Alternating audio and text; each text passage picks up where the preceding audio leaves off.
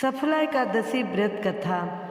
सफला एकादशी व्रत की महिमा भगवान श्री कृष्ण ने युधिष्ठिर को बताई थी।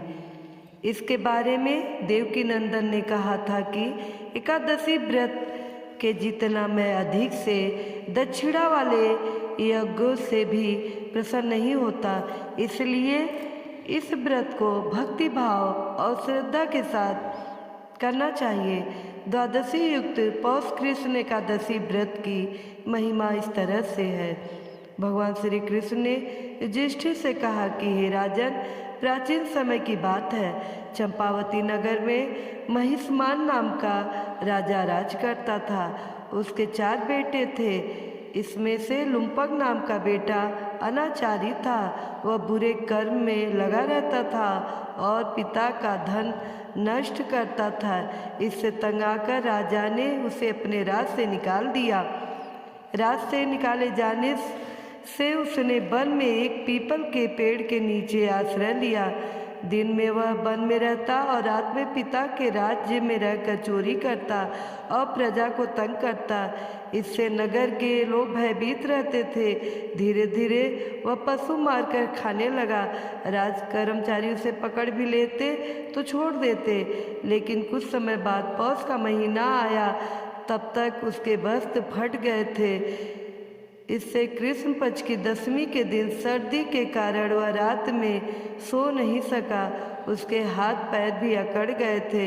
सुबह होते होते वह बेहोश हो गया। एकादशी के दिन दोपहर बाद सूर्य की गर्मी से उसको होश आया, लेकिन वह निःशक्त था। किसी तरह वह भोजन की तलाश में निकला। आज वह पशुओं को मारने में समर्थ नहीं था, इसलिए वृक्षों के नीचे फल चुनकर पीपल के पेड़ के नीचे लौट आया। इस वक्त तक सूर्यास्त हो चुका था। इससे भोजन के प्रति उसका लगाव भी खत्म हो चुका था। इस पर उसने सारे फल वृक्ष के नीचे रखकर कहा कि हे भगवान, अब आपके ही अर्पण है ये फल, आप ही तृप्त हो जाइए। इसके बाद उसने सोने की कोशिश की, लेकिन रात को नींद नहीं आई। लुम्पक के इस उपवास और जागरण से भगवान प्रसन्न हो गए और उसके सारे पाप नष्ट हो गए। एक सुंदर घोड़ा आकर्षक वस्तुओं से सजा हुआ उसके पास आया और आकाशवाणी हुई कि हे लुम्पक, श्री नारायण की कृपा से तेरे सारे पाप नष्ट हो गए हैं। अपने पिता के पास जा और राज प्राप्त कर। इस पर लुम्पक भगवान की जय बोलता हुआ अपने राज को लौट गया। पिता ने उसे राज सौंप दिया। वृद्ध होने पर वह पुत्र को राज्य सौंपकर तपस्या करने चला गया। इससे उसे वैकुंठ प्राप्त हुआ।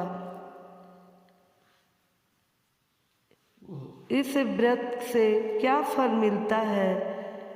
भगवान श्री कृष्ण ने युधिष्ठिर को बताया कि सफला एकादशी व्रत का महत्व पढ़ने या सुनने से अश्वमेध यज्ञ के बराबर पूर्ण फल मिलता है।